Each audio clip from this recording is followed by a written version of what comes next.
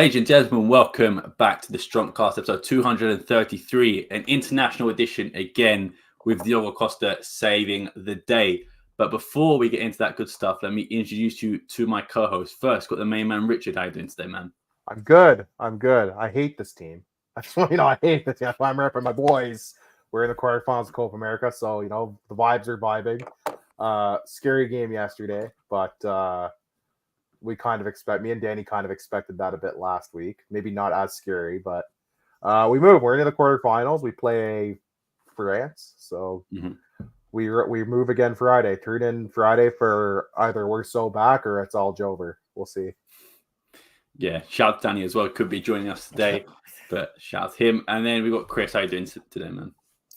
Yeah, I'm doing all right. I guess yesterday was a bit frustrating, a bit strange. Lot to break down, a lot to dissect.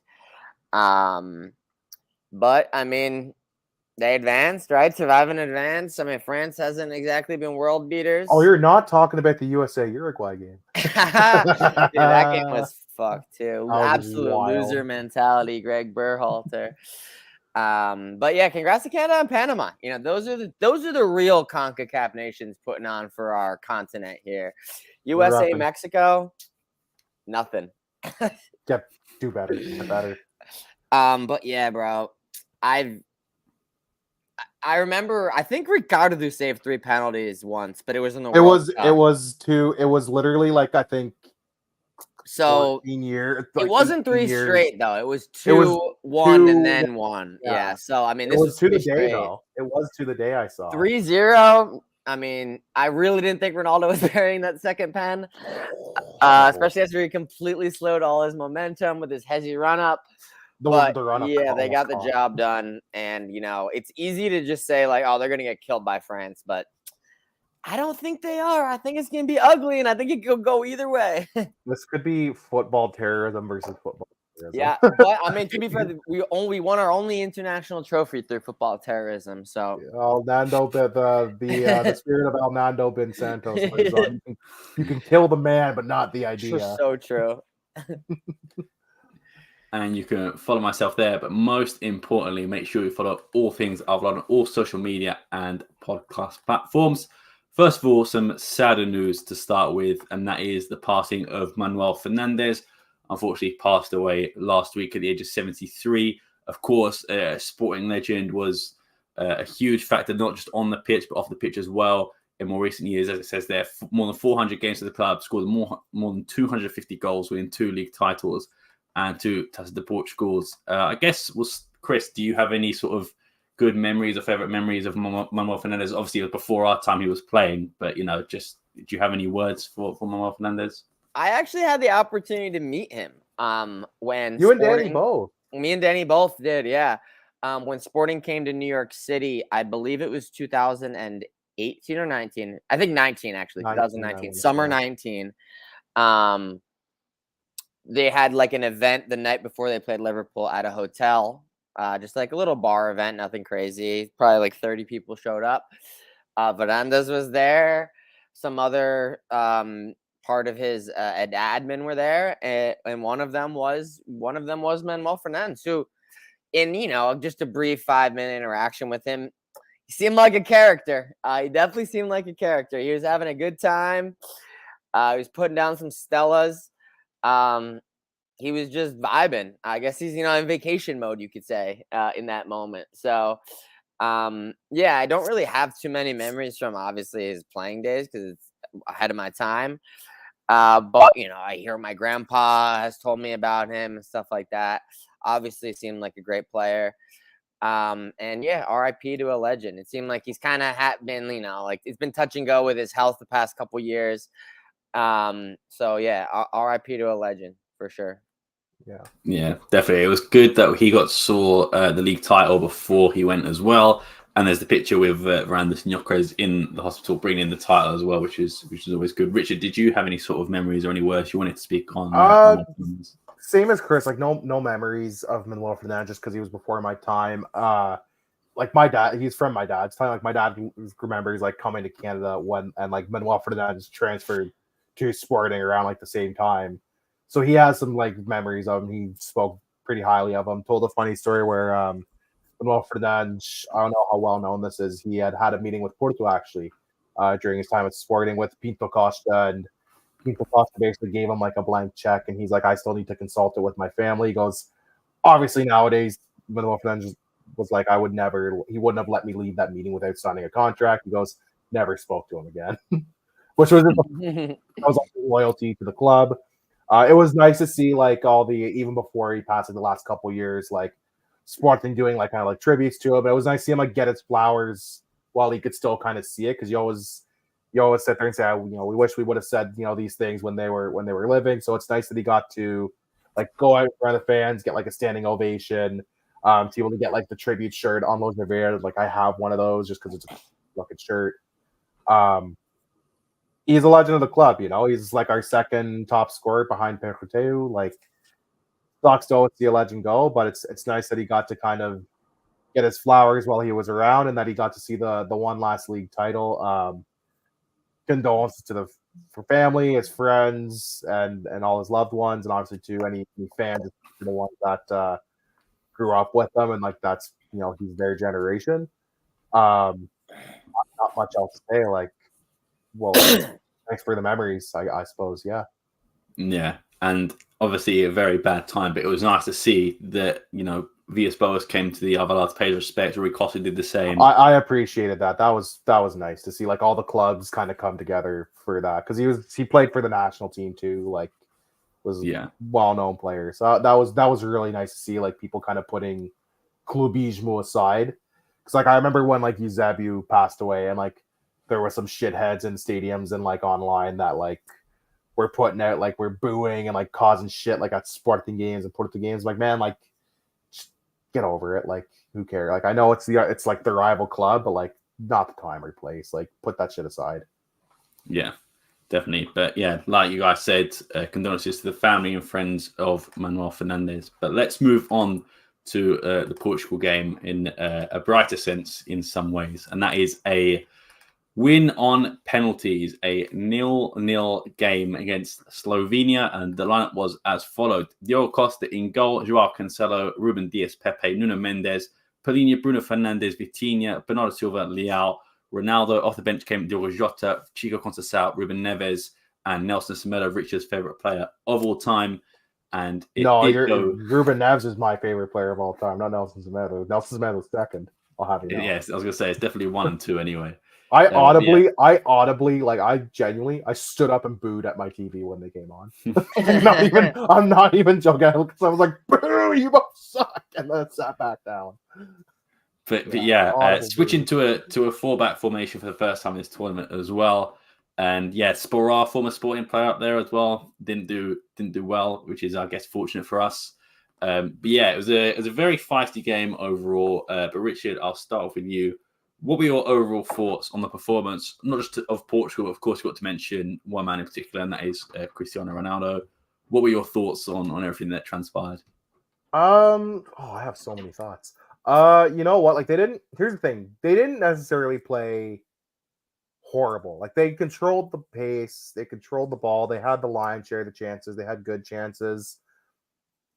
It's frustrating to watch. Like, this team they almost expect to walk the ball into the goal sometimes, and it's just kind of lazy and annoying to watch. Ronaldo obviously didn't have his best game, like even outside of the penalty miss. Or the save, we should give credit to Alvalade. Like, it's a pretty good save. Like, Ronaldo pings that ball at him. Like, he was just like either too early on a header or just late on a header. Like, his timing's just off that minuscule bit, and it's really annoying.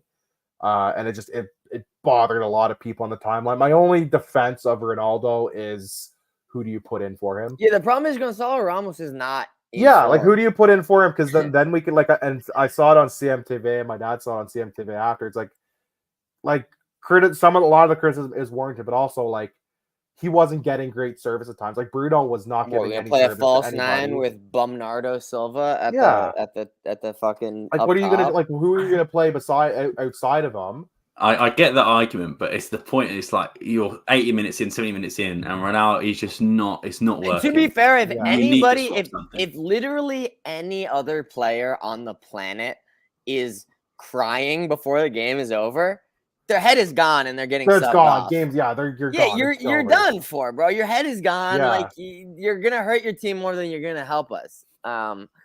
But he gets a bit of a different treatment. It's because look at him. He's him. Of course, he's him. He is him. You know, like I criticize him all you want. I'd be very vocal of my criticism of Ronaldo and some of the stuff he played. He was getting no service, really. Like at Bruno Fernandes deserves a lot of Bruno criticism. is horrible. I thought he was horrible this game. It's like, where's the balls coming from? We're also shambolic on any cross attempts that we have. Like Bernardo, Leao, and to a degree Cancelo even, we're not giving great service. Like the guys who should be giving the service, we're not giving him much to work with either. Pep, outside of almost giving the game away, was good. That would have been Diogo Costa. I hope Ruben Diaz put out a quote. He was like, "I'm buying Diogo Costa breakfast, lunch, and dinner." After that game, well, it's like fully deserved. It's just frustrating, right? Like they control the game so much against these teams, and it's complacency and it's inability to finish. It's just frustrating stuff that me and Danny last week criticized from like the first 3 games. So to see that there's been very little improvement from that, and very little improvement tactically from the coach. Like his subs made 0 sense. Like Bruno, I thought was one of the worst players on the pitch. So what's he do? He keeps him on, subs on Ruben Neves instead. Like just baffling. Like Cancelo, as the game went on, like got a bit better, and he's like, nope, Nelson Smith. Like, there was like a 15-minute stretch where Cancelo was absolutely cooking. Yeah, it was like that late stage of the game where he was like the only player trying to make anything happen. He was he was doing the good old like kick it around the guy and then run around the other side, and it worked like 5 times. Yeah, and again, it got him into position to like do something. It was just a frustrating game to watch, understandably.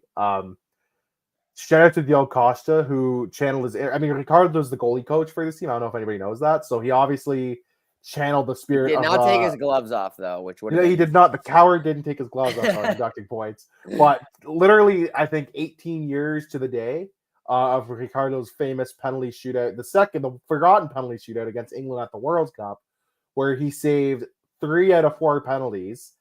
He let one go in that he almost actually saved. He got up. Jamie Carragher tried to take his penalty before the whistle. Yeah, and he saved it. And then there was the one penalty that did go in on Ricardo that like he almost saved still. I think the only one who scored was Owen Hargreaves, if I'm not mistaken. Owen Hargreaves, I hate that guy. You're not English. You're from Calgary. I'm pretty sure he's the only one who scored in that shootout. But yeah, 18 years to the day where Portugal eliminated England in a shootout for the 2nd tournament in a row. Diogo Costa channels into Ricardo, saves 3 penalties, was an absolute monster. If he's not your man of the match, get out. We're not having a conversation. He was huge. He was huge on the Pep mistake. Literally almost at the end of extra time, shortly after the penalty or kick or whatever. Like, just absurd stuff from him this game. Monster performance from him. There's not much else to say. I don't know what to expect against France because they've looked shite as well.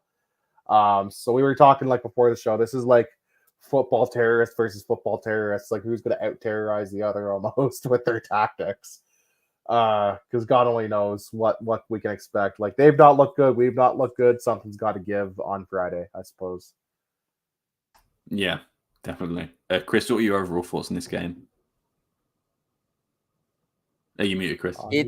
It's. I mean, I guess it kind of went the way I thought it would. I honestly, if I'm being completely honest, like I thought Slovenia were gonna show a little bit more. To be honest, like I really didn't walk away like from the England-Slovakia game. I was like, you know what, Slovakia, they showed something here. Even teams that have gone down, like Austria, they just went down, but man, they showed something. Yeah. I really didn't feel like Slovenia showed that much in this game. I'll be completely honest. They had a couple chances. They obviously had the massive one off of the mistake. And I would venture to guess 0.3 of that 0.5 XG is that one chance right there, or even more maybe. So it's like they created 0.1 XG in this game. I mean, that's nothing. They did nothing. The problem is that Portugal just didn't do enough either, to be honest. There were some chances. There were some decent saves. Oblak, I thought, had a good game. CR7 had a hard free kick, but it was right at him. And then he also had one that went just over, but it didn't hit the target. Obviously the missed pen. So I think Portugal probably did enough to win this game 1-0, but that doesn't exactly inspire so much confidence. It felt really stagnant at times. Like, there was moments where we would have like all four of the attacking players just like stagnantly just like on the Turkish or on the Slovenian back line. Mm-hmm. So you have like you just have like Conceição, Fernandes, Ronaldo, Bernardo just all like lined up. No one's checking to the ball. There's no movement. It was kind of painful to watch. Also, subbing in Conceição and throwing him on his off wing was tragic. I think taking off Vitinha was an atrocious decision in hindsight. Obviously, all these decisions, hindsight's 2020. He low-key has been the engine that has made our team go. I think Vitinha is low-key like one of the most important players for this team right now. And I came into the tournament not that high on him. But I came into the tournament like I came in thinking he's a little bit overrated, to be honest. Yeah. And no, I don't think that anymore. I think that he's a world class. Like the things he does, they don't like fill up a stat sheet, right? It's the stuff it's like control the tempo. It's manage the game. It's switch the ball. It's like creating little passes in tight spaces. Sometimes he has a banger. Sometimes he has an assist for sure. But like, I really think he's the engine that made this team go. And taking him off for Diogo Jota didn't work. I'll be honest. It did not work. Francisco Conceição coming in did not work. I think Francisco Conceição is really only a good option if you're losing, to be honest. He was looking like Nuno Santos out there, bro. Painfully one-footed. Was this the game that Conceição was exposed? I don't know. Maybe he just had a bad game. But like, my grandpa was like, they subbed him in to pass it backwards. I mean, there was just. I mean, they already had Bernardo. There was nothing. There was nothing there. He would sometimes take a man on and like not really beat him, and then just end up playing it back. I mean, that just X factor that he has brought so many times in the last 6 months. It wasn't there today or yesterday. Can I offer one criticism of a specific player? Yeah, go for it. So Bernardo Silva might just be a Ricardo's guy or regen. I mean, he makes. I don't know how he didn't get subbed out, bro. He took out Leon before he took him out. I was begging for him to be subbed out. He would get so many attacks. He would get the ball and then just pass back. And I felt like I was watching Ricardo's guy who tape. Yeah, it just wasn't. It was infuriating. He slowed down so many attacks, and it was so annoying to watch. It was frustrating. And I was like, who does this guy remind me of? And then it clicked for me. Bruno was just lack of quality. Also, the deliveries were it felt like I feel like he's kind of been a problem all tournament. All the wasted set pieces, all the wasted corners. How many crosses just suck. The quality in the final third is major issue for sure. And yeah, I mean, to be fair, some of the better crosses that have gotten in, Ronaldo hasn't timed it that well either. So like the 1 in 6 crosses that actually makes it to where it's supposed to. He's not connecting that well. He's where he needs to be. It's his timing is like exactly. He's constantly in the right spot, but just like not getting the job done. But way more often than not is just not getting to him. He's getting little to no. The balls the cross is hitting the first defender and just getting cleared out. Yeah, he's getting little to no service where it's like you said, it's hitting a dude on the way or it's going so woefully over. You're like, what are you doing? And then I guess that's the last thing I'll say. Obviously, the man is a hero now. He might get a statue in his hometown or some shit. Diogo Costa. But coming into this game, he had 4 saves, 3 goals allowed. I mean, it's not like he was a world beater. People still remember his coming out on the cross against Morocco, probably in like one of the bigger moments of his career. Obviously, he's been pretty good for Porto, but he hasn't been good enough to convince that bigger team to come along and activate that 60, 80 million. So it's like, for me, again, who are you gonna put in? You're gonna put in Ratisiu? No, he's not. He's not even a starter for his club. He doesn't even have a club anymore. Yeah, now he's. He doesn't have us. Don't know if you know this, but he got benched for Villar. Getting benched for Villar should be like a crime. I mean, it's not like there's other goalies that I think should be in here instead. I think that he has done enough to be the starter, but this was the game where I think he really showed for the national team in our colors. That this is the spot that he belongs, and that's his goal for the next 10 years, unless somebody does something about however long he wants it. Yeah. He kind of took it and said, "This is my spot. Come and take it from me now." That was what this game was. Agreed. I'm going to disagree with you on both on the Ronaldo service point, because I feel like the first 2 crosses, disagree with me? Especially the first Bernardo Silva one, that is almost pinpoint on Ronaldo's head, and like he makes no contact, right? Yeah, he just misses it completely, and it's not his fault, right? Because he's getting older, he can't jump as high. But it has to be a point where the amount of I think it was the 2 crosses that he just missed by probably that much, and he gets to a point where okay, if you're going to keep doing this, why should they keep crossing the ball to you if you're going to keep missing every single chance like that? And Bruno is also to blame on that one as well, because he should gamble already behind Ronaldo, and he misses it completely, and it goes for a goal kick. But yeah, I just feel like Ronaldo, he's done a lot for the country, and he's no doubt one of the best players in the world. Portugal's the best ever player, etc. There has to get to a point where you have to realize that you are holding the team back. And I agree with what you said. There is no one to replace him. There's no other number 9 we can play. But that does not negate the fact that he cannot do it at the higher level anymore. Because if he could, he wouldn't be in Saudi. He would be still at United. He'll be at City, Real Madrid, Juventus, etc. He has had more chances than Mbappe, Harry Kane. He's had the most chances in this entire tournament, and he scored 0 goals. 0 goals, including a penalty miss. Penn is an XG of 0.6 or 7, if I'm not mistaken. Yeah. I wonder what his XG is the whole tournament. It might be above 2, Yeah, it's got to be around that, I would reckon. And you know what's gonna happen? They're gonna make the final. He's gonna score the 1 goal and 1-0 win.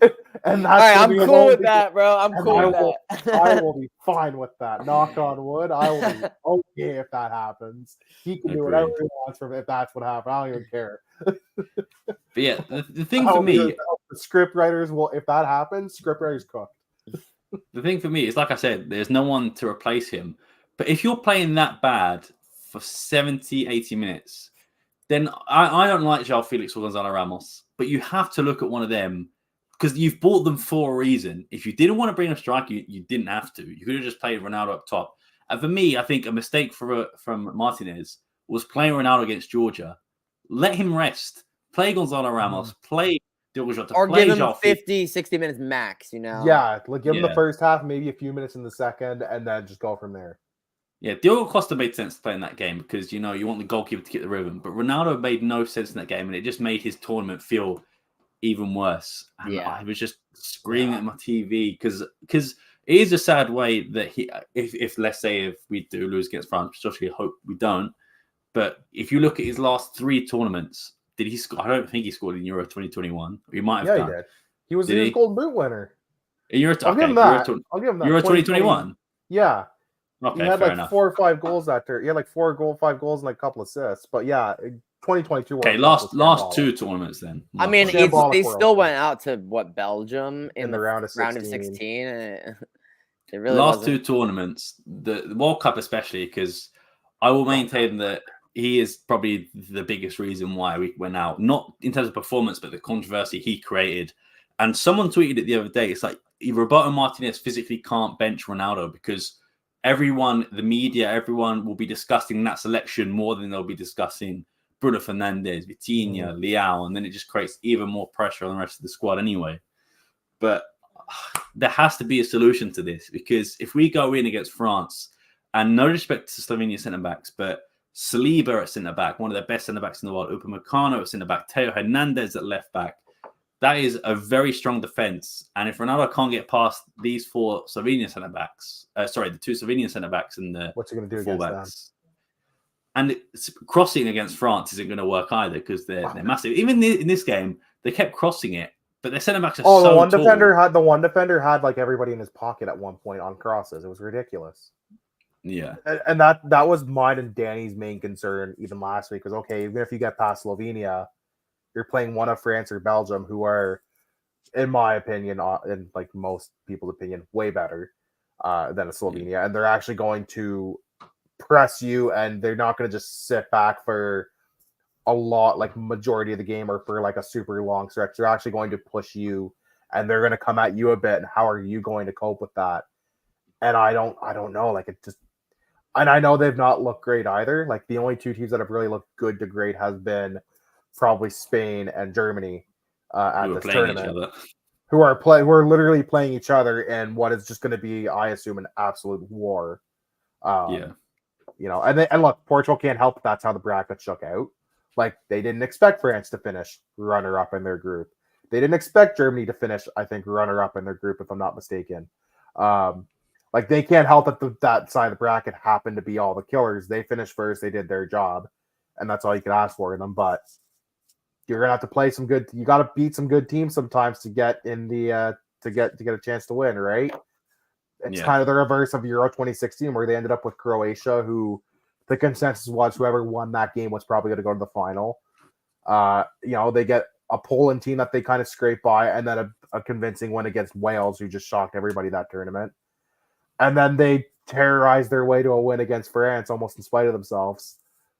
You're gonna have to play like at least 3-4 good to great teams to just get to the final, right? Like, you got to play about France. You got to play one of Germany or Spain if you get that far. And then who do you play in the final? In my opinion, it's going to be probably England or the Netherlands right now, but that could change.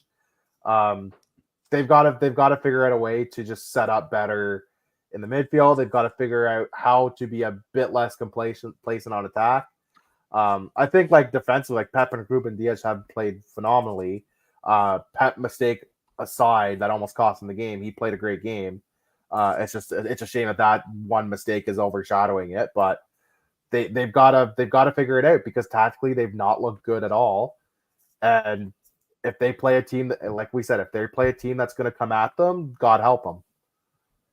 Yeah, definitely. I'm not going to hammer the point home about Ronaldo too much, but the only thing I will say is that when he missed the penalty, it was good to see the rest of the squad step up, and they did sort of provide that leadership role. You saw Diogo Dalot and Ruben Diaz were the ones sort of trying to push him forward. Even Pepe, when he made that mistake, he was down on the floor, and Ruben Diaz helped him up, and the team rallied around him, which was really good, both of them. So it was good to see that from a leadership point. But my biggest argument for this game is this game could have been won in 90 minutes, if not in extra time. Why does Roberto Martinez? Why did he only make 2 subs, and it was 110th minute? 2 subs in 110 minutes. One of them being a 41-year-old Cristiano Ronaldo who's not playing a great game. Another one being, to be fair, Pepe did come off straight after, but 41-year-old Pepe. And he, like Chris said, bring off Vitinha. In my opinion, he has been the best player of our tournament so far. He has been phenomenal. The ball sticks to his feet. He's great in transition, great offensively, great defensively as well. And in this game, I thought him, Vitinha, Palhinha, Nuno Mendes, and Cancelo were the best 4 on the pitch. I thought all of them played really well. Nuno Mendes lost the ball a few times, but every time he lost it, went to get it back. Cancelo was just great all round. Then that leaves Bernardo Silva, awful game. Bruno Fernandes, awful game. CR7, awful game. Leao didn't really have a great game, but he's probably... Here's the thing, Leao Leao would like dance past the defender and he would get himself into space and in position to cross. And then he would just have the worst cross where it's either out of bounds or off a defender for a corner kick that they proceed to do nothing with. So like you'd see like a moment of like really good skill from him, and then just like it comes to the fundamental thing and he just screws up. So he's such a frustrating guy to watch because I like Leao, but it's like, man, do better on your crosses. Like you're doing a great job to put yourself into position, but you need to work on like your crossing and your finishing in that final third. Yeah. For me, I know I said I'll stop on Ronaldo, but he needs to come off free kicks. There was one free kick he had no business in shooting, and it was on the edge of the box, and it was so far out, and he shot. And I'm just like, what? And it nearly went out for a throw, and you're just like, man, just either cross it in or get in the box. The one at like the sharp angle that the ref actually made him move back a bit, right? Yeah. Yeah, that one I was like, please don't take this. Like you're not Roberto Carlos. Like stop. Yeah. And I'm just like, just give it to Bruno. Give it to, I don't know, anyone else at this point. Because give it to literally anybody. I don't care at this point. Yeah. But back to the subs point. I think this game is won in 90 minutes if he brings on someone like Gonzalo Ramos. Not even for Ronaldo, for Bernardo Silva, for Bruno Fernandes, or, make a change to the formation. João Felix is there. I don't rate him that highly, but off the bench, I think he could change the game. You have Diogo Jota and Conceição came on, didn't really do much. But then you're like, okay, 110th minute, what are we going to do? You look at the bench, you see Gonzalo Ramos, you see João Felix. But no, this guy only sees Ruben Neves, one of the a defensive midfielder. Danny said it last week. When you're tied in a game, who do you call? Ruben Neves. If you're chasing the game, who do you call? Ruben Neves. If you're defending a lead, who do you call? Your boy, Ruben Neves. Was Ruben Neves PK taker 4 or 5? I guarantee he was probably 5. I guarantee he was probably like the 5th guy. Was Nelson Semedo penalty kicker 4 or 5? I don't know if he's 5. I think he's probably 6. Why is he coming on? I'm looking at like who was there. I assume like Jota or Conceição might have been 4 or 5. Because on the English, bro, at least on the American broadcast, they said Nelson Semedo is good at pens. I was like, really? Who told you that? Since when? Who has he ever taken one? I was like, I'm not aware of this. Yeah, Ruben Neves, I figured was probably like 4 or 5. Neves has taken pens in his life. I've seen that before, but Semedo, I feel like we're reaching there with that. What made me laugh about Ruben Neves as well is when the ball came to him on the edge of the box. He's like, he's going to volley in. He put that into the second deck. Bro, that was his main contribution to the game. That was every cam in pro clubs who they should possibly do literally anything else. He's like, I'm having it. And he just, boom. He scored some bangers in his day, but that wasn't. Like 8 years ago. Yeah. When someone says to me, like, sum up Ruben Neves, I'll be, that play there sums him up. Sums up why you shouldn't sub on Ruben Neves. Yeah. And Semedo as well. Like, if he subbed on Dallo, I'd be like, okay, right back, but still makes sense because Dallo is good and, but Nelson Semedo in 2024, man. Ruben Neves in 2024, like that's crazy. I just hated that so much. And other than that, we mentioned it already. Diogo Costa, fantastic. The save on Sesko towards the end, it was just out of this world. I thought game done. As soon as Pepe lost the ball, I think everyone thought, game done. What was it, 115th minute, something like that. We're not scoring, it's done. And then he makes that save and then goes on to be the hero in the penalty shootout as well. So, and like, Diogo Costa, he said, Portugal keeper, but we try not to be too clubismo on this international editions, and we will say that he definitely deserved man of the match this game. Huge. But like I said, I think this game could have been won in 90 minutes if subs were made, which they should have been. If not 90 minutes, definitely 120. This could have been done in that. And I think it gave us unnecessary tired legs. We're playing on Friday. It's not that much of a big gap from Monday to rest. Especially 3 days in between, right? Yeah. Yeah, especially for guys like Pepe and Ronaldo, who, Ronaldo played the whole match. Pepe played pretty much 112 minutes, 110 minutes, something like that. But that's tournament football, right? Like at this stage of tournament, you're only going to get like 3-4 days max of rest, right? Like it is. Yeah, I know, but like for 120 minutes to play 120 Yeah. minutes and go to penalties when this could have been won if you made substitutions earlier. Obviously, I can't say for definite, but making 2 subs in 90 minutes and having Bernardo Silva, who's not contributing anything, having Bruno Fernandes who's not contributing anything, Ronaldo's not contributing anything as well. I know they all scored the penalties at the end, but we didn't have to get that far. We didn't have to get to penalties at that point. We could have just gone to win the game. And for me, it just didn't look like Roberto Martinez wanted to. The only other thing I'll say about this was when the penalty was awarded to Jota, and then like 5 minutes of play had gone on, and they showed randomly the Slovenia coach that had been sent off. But I didn't see him get a red card. I didn't realize he got sent off. I was like, they're just showing this random fan because he's like dressed in a tracksuit. He's got like a hat on. No logos on his gear, just black Nike, no dude. logos. And then it came out as like red card. I was like, oh, okay. I assumed that was for the penalty, but they didn't show us. But yeah, are we all in agreement that Diogo Costa man of the match? Yeah, no arguments for me on that. Yeah. Is there anything else you guys want to talk about this game in particular? No, like nothing on my end really. Like we kind of covered the entire game. I guess preview for the France game. Like, what do we think? Maybe that might be where we want to go, but I don't know. What are your thoughts? I'm predicting we probably go out like 1-0 or 2-1, but I'd love to be proven wrong. I think again it's going to go to extra time and maybe penalties. And I've not been impressed with France, and I know you mentioned it earlier, but they've not scored a single goal from open play. But the difference is between Portugal and France is that France are having these attacking opportunities. They're just not finishing. We're not really even getting those great opportunities that we can put on goal. There's a few that we almost had a Paulinho banger though. We did hit the post. We almost got a Paulinho banger that hit the post right at the end of the first half. Yeah. So I think it's going to be an ugly game. I think it'll probably go to extra time penalties. I do think we can sneak a win though. Like I said, France haven't been that impressive. They struggled against a Belgium side who definitely passed it. They needed no goal to score past Vertonghen, who's playing in Belgium. Unfortunately, Debas didn't play in that game. Hasn't played, I think, since maybe the second game. And like Lukaku is so out of form, and it's just such an old Belgium team. Kevin De Bruyne tries to carry him and can't.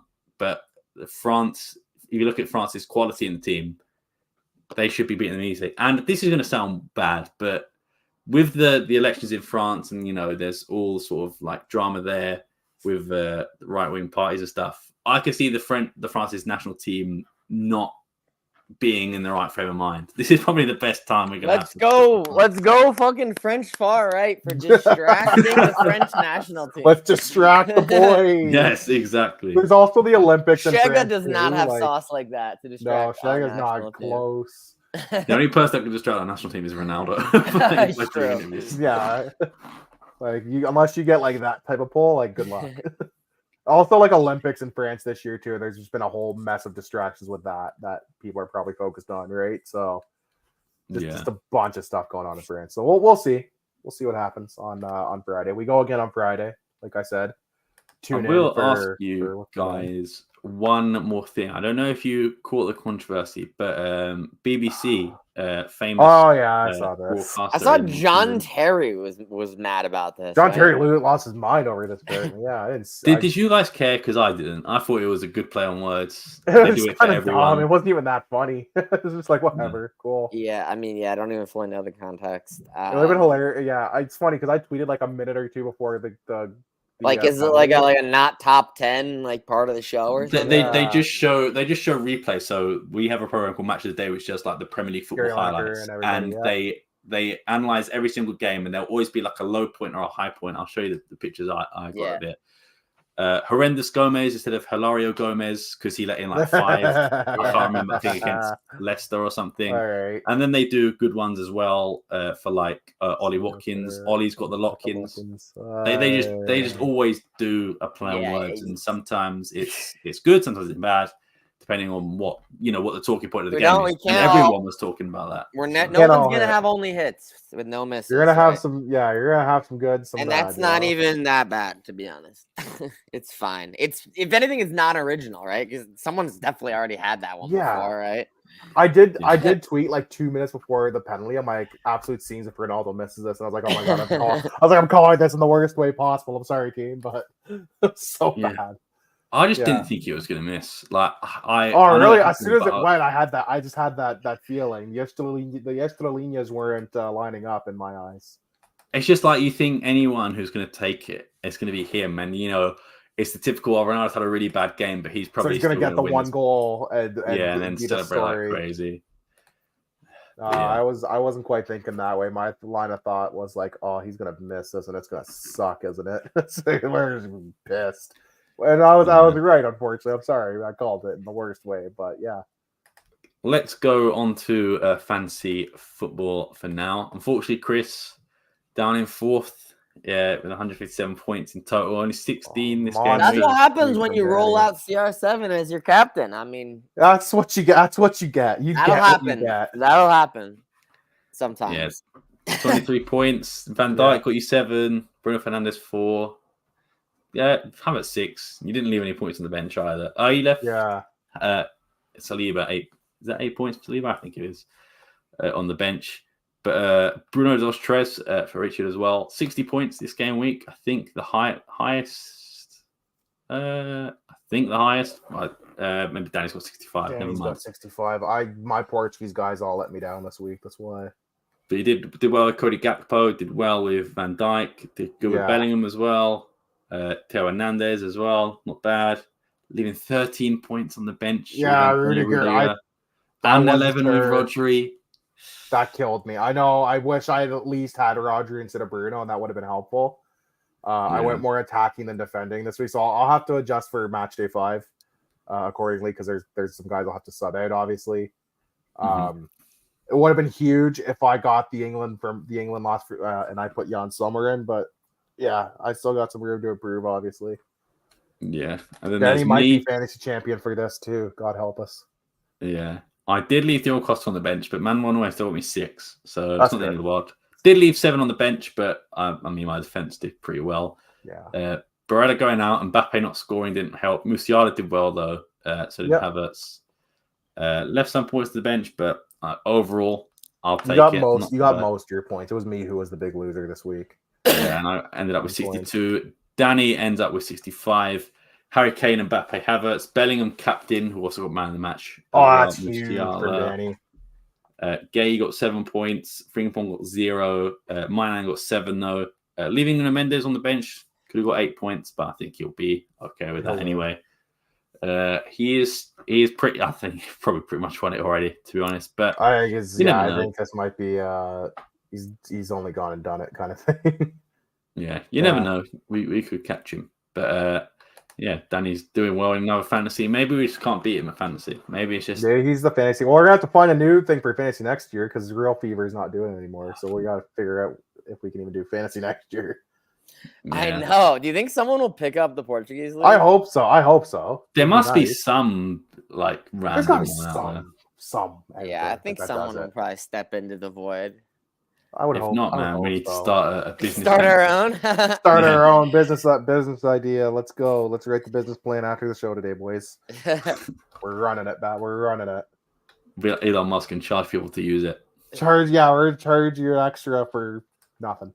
You can have the free version. You can pay for the same. The free version and the paid version. Yeah, the paid version gives you nothing. Has no stats. Like you can't see anyone's stats. Yeah, exactly. Zero. Yeah, we do have some sporting news as well. There's been some pre-season things going on as well as some transfer news. One that was tweeted 50 minutes ago, I assume by yourself, Chris. Pontello, I slid it in signed, who was signed earlier in the window in January. Heading on loan to Pasto Ferreira. It was confirmed that him and Koba aren't in the plans for this coming season, and both are being loaned out with options to buy. With Pontello, doesn't really make sense. I said, well, for neither of them, it really makes sense. But Koba, I can understand. I just never fully understood why he was considered a obvious addition to the first team. He came from Les Songes. To me, that seems like a Sporting B player. Which there's nothing wrong with that. He's, I think, 19. He's young. He's shown some potential in the second division. I mean, obviously, I understand that, like, in theory, technically, Sporting B plays at a lower level than Leções does. But, I mean, he clearly wasn't ready for the first team, and now he's going back on loan to the second division. I mean, it just seems like a mismanaged situation from the beginning. And I know when he first came, we were short on center backs. And then he had that one game where he started and actually played pretty well. I almost kind of just feel bad for him because it seems like this was like almost a no-win situation for him unless he was like absolutely just world class, like another level in those nowhere, like, 180 minutes that he got a chance to show himself. And he didn't even play bad, but I mean, he's headed back on loan. And I could easily see this just being an infinite loan player, but I hope not. It did feel like... Is he going to be the new Philippe Xabi? We need one because every team needs a Philippe Xabi apparently. Yeah. What's weird about it as well? I'll find the other one as well. So Pontello again, like you mentioned, it's just mismanaged. But Koba Condredi, what were we doing? So we bought him from, especially when you consider like the Mateus Fernandes aspect of this situation. Yeah. So what are we doing? He got benched for Mateus Fernandes at Estoril. And then we were like, okay, we're just going to buy him instead because it looked like we were going to get. This is the guy. Koba's or Estoril's interested in taking him on loan. They're probably like, I mean, you gave us $5 million and we still get to have him. Cool. Yeah, cool. Like, all right, we get this money and we can still have him anyway. Didn't we technically buy him off Valencia though? I think we gave Valencia. I don't even know what it was. It was weird. Oh, because he was on loan at Estoril, right? Yeah, I think so. No, because Estoril had an option to buy. They activated the option and then immediately sold them. So I see. Yeah. Okay. Right. That's such a this might just be a money laundering. It could be. It seems a little weird. If I'm being honest, I'm not putting it past anybody. Weird. There's something's going on. He was bought and he came off the bench 4-5 times. Yeah, I mean, he probably played 40 minutes total in like I remember he came off the 10-minute cameos. He came off the bench against the Benfica. Yes, one of the biggest games. He came in and we were all like, "What? What are we doing?" Yeah, we're like, "Beg your pardon." Yeah, that was crazy. Yeah, it just felt like it wasn't needed at the time, and Mateus Fernandes was doing well at Estoril. We always knew that he was going to come back this summer. The way he was playing as well. Yeah, I just don't know. I feel like such a weird transfer, and apparently Amorim really wanted Koba, and he was the main reason that Koba joined. And now to say now he doesn't want him anymore. Yeah, it's like, okay, Mateus Fernandes is back. You can go now, but you can leave. Yeah, just both deals. Just a weird. I mean, he got a medal out of being here, so I mean, good for him. He got a league winners medal out of it. Good for him in his 6 months here. And Pontello is just like, because I know he was linked to Benfica as well. So was it a case of, okay, we're just going to buy him so Benfica don't have him? Could have been, yeah, maybe. Wouldn't be the first time that's happened within the big three that they're just like, I'm buying him so you can't have him. Yeah, like it would not be the first and probably not the last time that happens. And I know you guys mentioned it before, but I've not had my chance to mourn yet. So it's that time. That time. And the tradition of me buying players on the back of my jerseys and then them either leaving Stop or changing buying the number. Players. Tell us who you have on the back of the new kit. I don't think you guys want to know. It's Jokeres, isn't it? It is definitely. Oh, enjoy a month. Enjoy the next month. And a Dodgers like a year ago. What's wrong with you? To be fair, that's kind of a sick kit no matter what, right? Yeah. Yeah. Exactly. And same with the Paulinho one. I mean, Yeah. And also, I will say he has not like been linked anywhere. Martinez kit or some shit like that. Yeah. Jokeres has not been linked anywhere for the last few weeks. He has. I think the knee surgery is definitely at least part of that. It scared some teams off, I think. But he will be back in like a week or two from that because he's been about a month and that was like a 6-week timetable. I think it'll heat up again after the Euros. Yeah, I think so. I think once like tournaments are done and stuff, he'll probably He'll Some get of back that on will the pick back field. up. The tournament will end. All the players that made their name and get their links now because of the Euro, and then he'll come in that secondary wave. Yeah, I think you're onto something. I want to give a shout out to Paulinho too, because I was at my cousin's graduation last week, and one of his boys is a huge Sportingista, and he got his diploma, and he did the Paulinho point, and then I saw him after. He's like, "Yo, I had to do that for my boys at all things Alvalade." He was like, "Man, give my thing." Can I share? I'm gonna share my screen if I can find. I was just gonna say, do you want me to share the photo? Because I have it right now. One sec, I'll share my. Paulinho said he's not going for a walk in the park, and he's not going to end his career. I get the Mexican game. They're always on at 10 p.m. Yeah, they're on all the time. When there's nothing else on, I watch Liga MX honestly a good amount, just because it's just randomly on, and I hope that Toluca they'll be sick to see Paulinho. Toluca's a name. They're in the top 5 this season, I believe. So yeah, they're a pretty known team in Mexico. They're one of the bigger boys. But yeah, there's me in the middle. There's my boy Noah, and then here's his boy Jesse Marks, big Paulinho fan. So just one. I don't know who this is. I'm sorry. I will say, Richard, that shirt you are rocking that shirt, man. Oh, brother, the whole ensemble, the dark jeans, you can't really see them, but it's the Adidas trainers. Man, I'm rocking the ensemble. Locked in, dialed in, drip god right there. But yeah, big Paulinho guy did the point on stage. I was like, I gotta get a picture with my boy and do the point. I was like, I got you, brother. So shout out to the Paulinho stands that are and all Alvalade stands that are out there.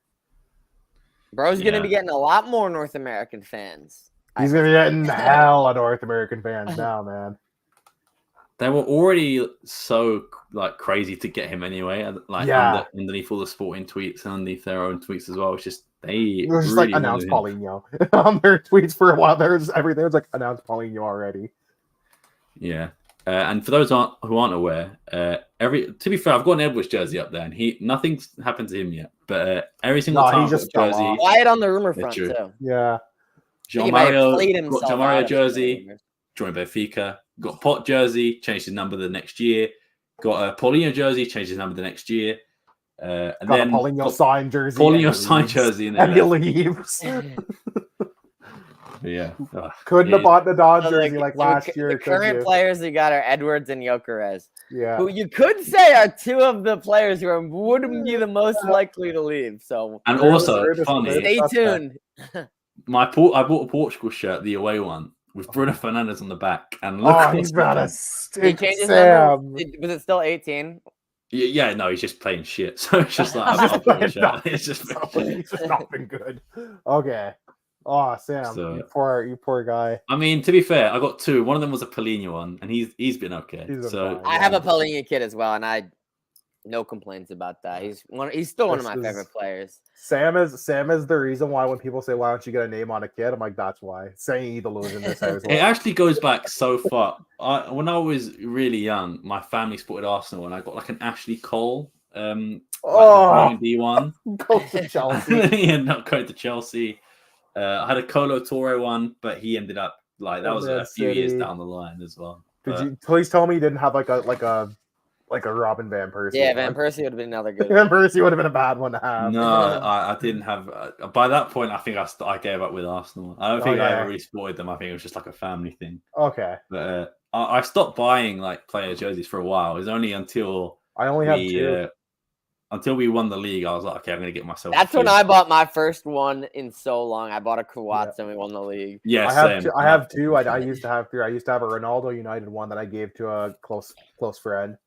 I have the Zidane France one that I was rocking, I think, last week or the week before with Danny, and I have a Maradona Napoli one. But it's just the number 10. Doesn't even have the name on the back. Yeah, it's like the 80s Napoli remake that the company produced. I saw it on Classic Shirts and they had a sale, so I was like, I'm just gonna buy it and see. But yeah, also, that's the only 2 I have to mention as well. I'm staring at a match-worn signed Lauri Markkanen ball shirt, and the month after he got traded to the Cavs. No, I think he got traded to the Cavs. Somewhere he got traded somewhere. He's currently on the Jazz, right? I think Yeah. so. I 'Cause think he's he being got linked to traded the Cavs. Sixers and some other teams as well. I'm just glad you didn't get like a DeMar DeRozan like Bulls one. And that was like Something my wacky. 21st birthday present as well. It's like the month after. He was like, "Yeah, I'm gonna go to the Cavs." I have like a Lowry Raptors one, which even though he's gone, like it's chill to have. And I think I have like You won a title. It's all good. yeah, I got like a couple Kobe like Lakers ones. I got a Jordan Bulls one. I got a couple Jamal Murray's actually. I got a Jamal Murray Nuggets and a Jamal Murray Canada one. Wow. I'm trying to think who else I have on the basketball. American one. sports, you kind of have to get a name. Almost all the time. Almost all. The Or only ones you basketball kind of jersey, you can't get a nameless basketball jersey or American football. No, Baseball is hockey the only and one that, baseball you can. or hockey, you can get a nameless hockey. Like all too. my hockey Yeah. ones, I think are actually blank, except for the one I got gifted when I worked for the hockey team here in Kingston. They gave me one with it doesn't have the name, but it has like the number because they had like so many made. It was like a special like theme night like throwback jersey, and they were like, "Hey, we got like all these extras. Pick your number." And I wanted number 7, and it was taken. And then I wanted 27, which is my birthday, and that was taken. I was like, damn it. So I was like, I'll take 25 because I was meant to be turned 25. So like that's kind of like my 25th birthday gift. Cool. But yeah, that's the only one I have like with a number. But yeah, I have like a Jays one. It's blank. I have a Pittsburgh Steelers like Ben Roethlisberger one, and that's it. But yeah, the American ones are a pain because like they really try to like, especially basketball and football, they force you to get the name. Yeah. Whereas like hockey and baseball, like you can pretty easily. I feel like in basketball, in American sports, the players themselves just move so much that they move a lot. Like hockey, not so much, but like basketball, they move like a ton. Like my first ever jersey was a Jimmy Butler one, and I had I think like 2 years. He was at the Bulls before he left, and I was like, okay. And then I bought a Levine one, and he's still there, obviously. And I've had that for like 4 years. I had a Wendell Carter Jr. one, which was a weird one because he was supposed to be really good. One. Oh, and I got a Vince Carter like Raptors throwback one too. I forgot. And then when we traded for Vucevic in I think 2021, he was like the first All-Star we had in like 5 years. So I got that one as well. And then he's just not very good. But it is what it is. Anyway, you've not had good luck with any names on your jerseys, have you, dog? I haven't. Speaking of bad things, I guess we can talk about some new drip that is now available for Deutsche Welle. And I did see it in person as well, and I thought it was just as bad. You've got this kit to start off, the training kit. I think it's just so basic. The gray is off-putting. The gold's a nice touch, though. The gold's nice. The gray's off-putting. If the sleeves were black, or like any other color. If the sleeves were black, it'd be too similar to last year. Yeah. They had to do something modern. But that hasn't stopped them. That hasn't stopped them in the past. To be fair, it was. That looks a little better than that one. Yeah, but like even big, still, got more gold on it. Yeah. Big. Can I copy your homework? Yeah, just change the answers a bit. Vibes. I'm just not a full zip guy. That's the problem for me personally. I'm just. I don't mind a full zip. It's just I'm a pullover or a quarter. You know. I'm just a pullover guy. A quarter. But I'm with you. I'm more of a pullover guy. Yeah. I'm more of a hoodie guy. This isn't bad, but it's just basic. Green's really bright. Green's like electric almost. It's like highlighter green almost. It reminds me of the green. It's like the manager wear, isn't it? This is the staff. The staff side of it. It reminds me of the green that they used in like 2010 with Puma with that weird like jersey. The away kit. The away kit. You know exactly. Yeah, I know exactly. That's what this green reminds me of. Is like that highlighter green. I think if this was like a player training kit, it would make more sense. But I don't know. I saw it in that room. I'm just like, I don't know. I just don't. It's okay. It's not the worst. Yeah, that one's good as well, I suppose. Is that a full zip too? That's a 3/4 zip. Oh, that's a 3/4 zip. This is a 3/4 zip? Oh, okay. It's the way the shadow is. Okay. Yep. I was like, no, this looks like you just shared the same picture twice. It's the 1-to-1 of the other one. Just with a little short zipper. Okay. Then you've got the tops. Again, I'm not really a fan of this one. I think they probably should have left the sleeves black or maybe gold. The collars on all the Nike shit are just kind of weird. Nike's collars are so weird this year. The turkey had the same collar as the Brazil kit, and I was like, that weird V-neck that popped up. Nike fit. I even complained like at the last World Cup, like the weird like neckline. I mean, even this thing is a little weird, and then it has the same thing on the back. I don't mind that one. too much. The front of it, at the back is weird. Yeah, it's just kind of weird. That's all. But yeah, Nike collars the last like couple years. You can kind of see it more here, but like that part on the shoulder, because we have this top at the store that I work out in USA, so I've like seen this template.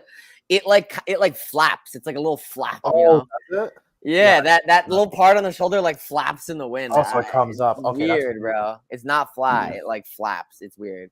Okay. And then you've got the bottoms, which is standard. Standard Nike bottoms. Have been the same for nothing. years. Just some black Nike bottoms, some black Nike shorts. Very, very standard stuff. There's no white or any. They're just black. Yeah. They're you black can with see the them being worn in actual images as well. When I scroll up far enough, there we go. Like Mateus Reis wearing it there. That's all right there, in the gym as well. And when wearing, you can see the flap. Honestly, I got no complaints. It's fine. It's true. I usually don't go for the training. To be fair, bro, he's a cheat code for basically anything he puts on. He's gonna look good. He's gonna look good in almost anything, right? Like he is one handsome dude. Like he's fine. He can get away with whatever. That doesn't look too bad there, though. I will say it looks better on. So like. It looks like he's about to get in the fucking game and play. He's ready to give me the ball. Looks like a jersey. Give me the rock, coach. He's like, I am. I got it. I got us. Like, yeah. It looks all right. I usually don't go for training kits or any training gear, so I have no strong feelings or opinions to training gear. I did try on the 3/4 length zip one, and I will say just size up for that one because they are very tight. Same with like a lot of the Nike kits. I've been told like the size up.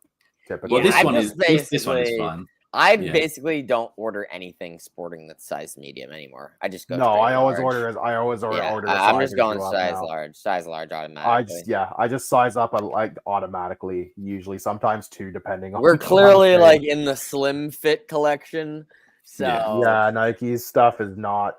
Adidas stuff fits true to size. Nike stuff, not so much. It does in the States, though, you know, because it's an American company, right? So their stuff is like generally like on the baggier side, but like not the European football shit. That stuff is all tiny, I guess. Like Nike Philly stuff, like that shit is not going to run small ever. Yeah, you know, but sporting stuff is. Sporting stuff, you almost have to size up. Like you have to size up at least once, sometimes twice. Yeah, because I'm usually a large. And I have the CR7 kit. I got it in an extra large, and that one I still felt it snug. So I was like, shoot. So when I ordered the Cup Winners Cup kit for me, I had to order double XL, which I've never had to do in my life.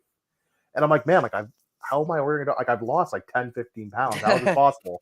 Like in the last few months. Demoralizing. It was very like demoralizing because I was like, man, like every other shirt I wear fits well.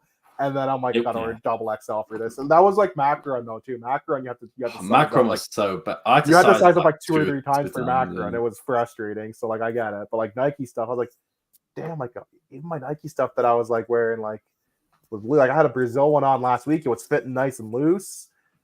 But I'm like, Cup Winners Cup kit, got to size up twice. This is kind of demoralizing because I was like, I was doing well, man. Hit me in the field. I will say as well, I was originally this kit's biggest hater, but in person, I like that. I like the kit. I don't like it. It's the home kit. Yeah, I think it's a good kit. It's like, a good it's really kit. grown on me. I think it's a good kit too. I think it's a good kit. I just wish it wasn't the home. I wish it was like an alternate. Yeah, because my opinion is like I'm a traditionalist. Like, don't mess too much with like your primary kit. You know, that's what you're. That's what you're alternate. Green shorts with it. White? I think it's got to be black. Yeah. Black, I think. Black, maybe like a green. What about striped socks? No, that'll probably be for that won't happen. That won't happen. Doubt.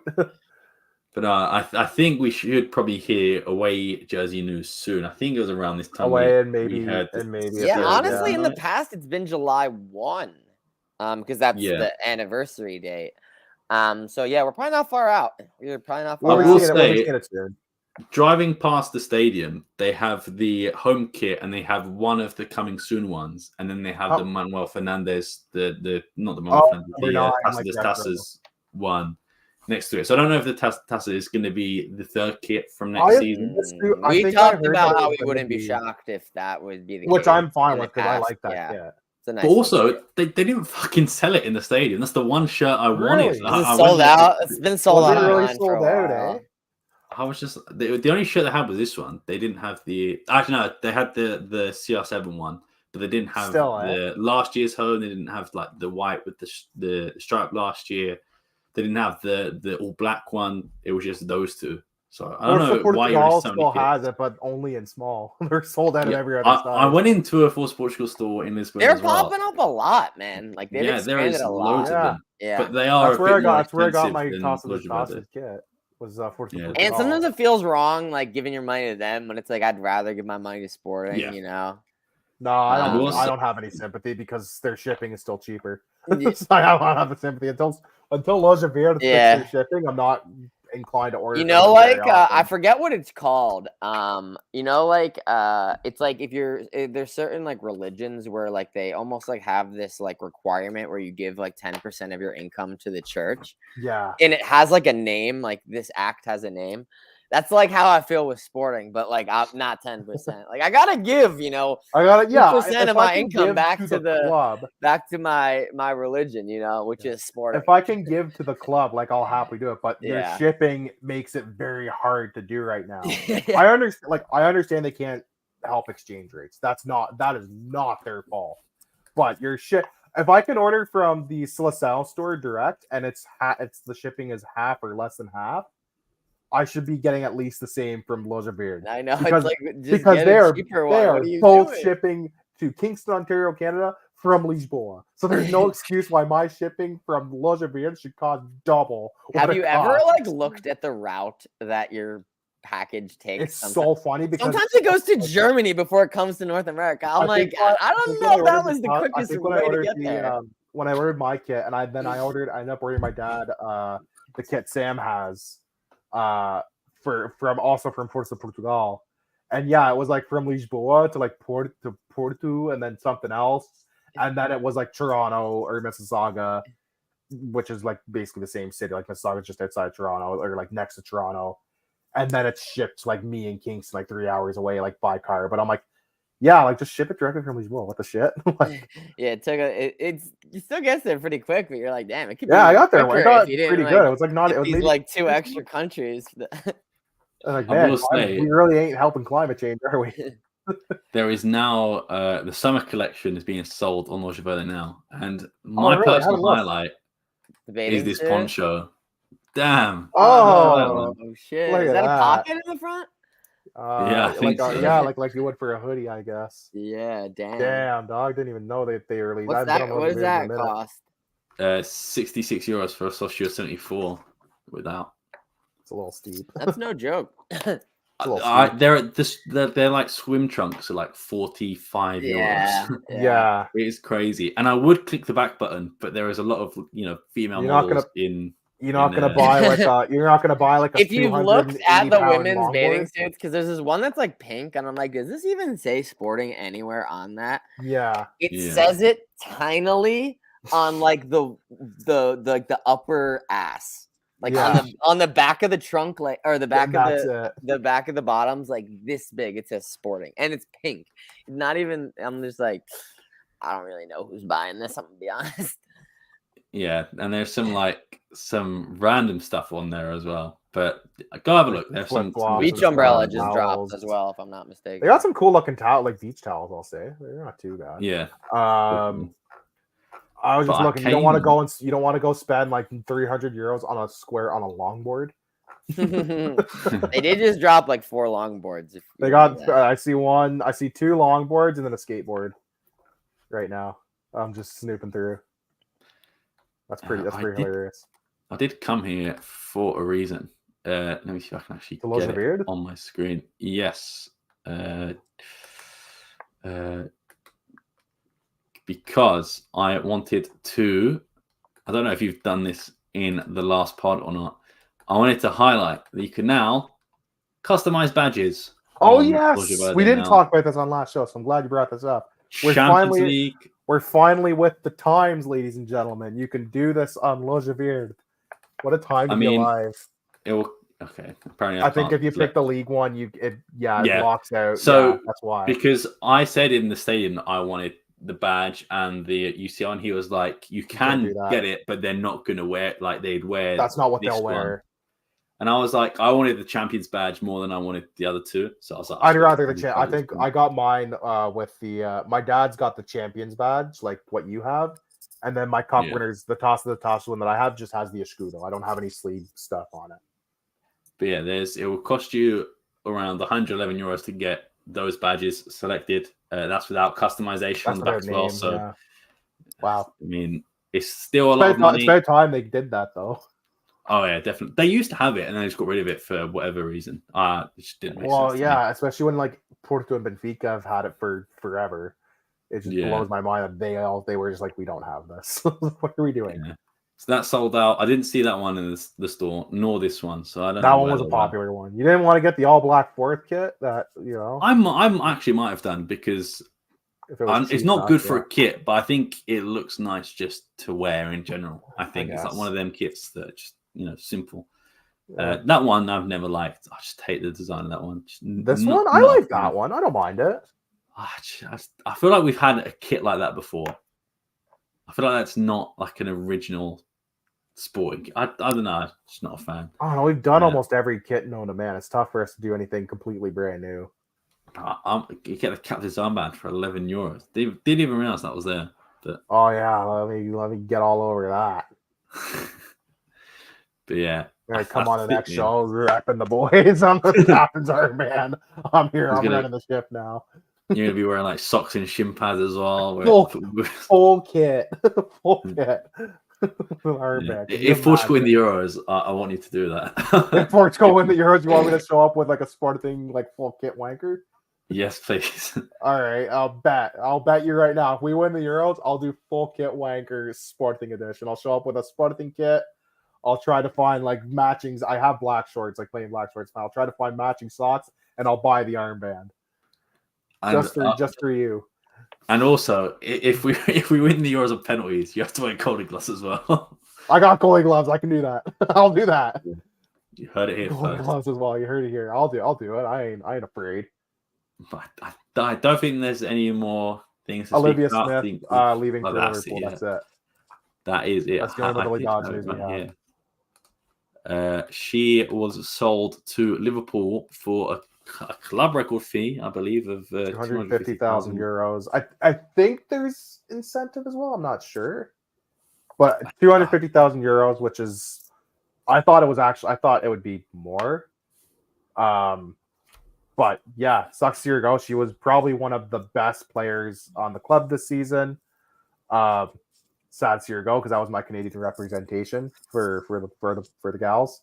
Our Canadians always leave us, and it's disappointing. She just got selected to the Olympic team as well, so good for her. Best of luck. Big transfer for the team. Onwards and upwards. Yeah, not much to really add. It sucks to see one of your best players leave anytime, but they got good money for her, so no real complaints. Yeah.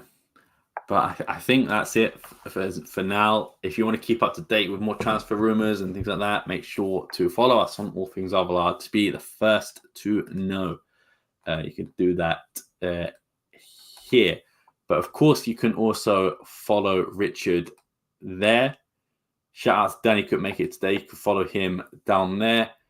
Shout out to Chris as well. You can follow him down there. Again, follow myself down there. But most importantly, on all podcast and social media platforms, follow All Things Alvalade to be the first to hear of new sporting kit releases and transfer news. Everything like that will be there. But again, thank you for watching us. We'll hopefully see you if and when, potentially, we beat France in the Euros. If not, you'll still see us, but it'll be right, because Canada will beat Venezuela in the Copa America, and me and Danny are going to be riled up next week. Don't you worry.